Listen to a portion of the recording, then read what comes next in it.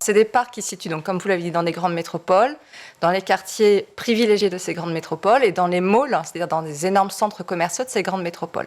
Une fois qu'on est dans le mall, on rentre dans un espace fermé qui a la forme donc d'une mini-ville.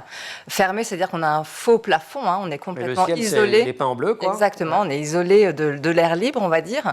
Et dans ces villes, eh bien, on trouve tout ce qu'il y a d'une ville, des passages piétons, des feux signalétiques, des panneaux indicateurs, des noms de rues, etc. Avec des boutiques, c'est sur 2 étages. Et ces boutiques sont réduites à, je crois que c'est 2/3 à peu près, pour que ce soit mis à hauteur des enfants. Dans ces boutiques, on a des vraies entreprises ou des vraies institutions publiques présentes qui proposent aux enfants de jouer à travailler. Donc, on peut jouer chez Petrobras au Chili, on peut jouer chez Nivea, on peut jouer chez McDo. C'est le Total chilien. Brésilien. Brésilien, voilà, pardon. Voilà, exactement. On a le même aussi à Dubaï, enfin pas Petrobras, mais la compagnie locale. On peut être chez Pizza Express à Dubaï, et donc on joue à travailler. On gagne avec ce travail des kidzos. Les kidzos, c'est l'argent. Ouais, c'est la monnaie locale. Voilà. D'ailleurs, je vais vous dire bonjour, j'aurais dû vous dire Kai. Exactement. Kai, Sophie. Kai, Emma. Super. Et vous pouvez ajouter Have a productive day. Have a productive day. Voilà.